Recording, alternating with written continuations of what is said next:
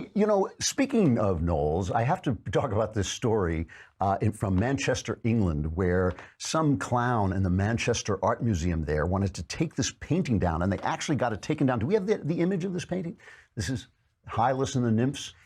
It's one of my favorite paintings. It's from the pre-Raphaelites. I think his name was John Waterson. Is it Waterstone? Is that his name?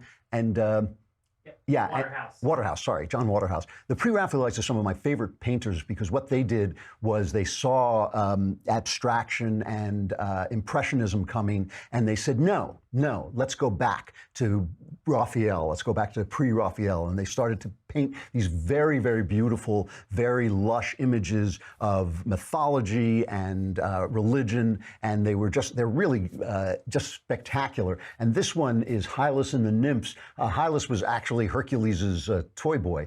He was supposed to be this very beautiful youth, and you know what the Greeks are like. And so they were together, and he went into the woods, and the nymphs, beautiful nymphs, you see them coming out of the water, they drew him into the water and he drowned. And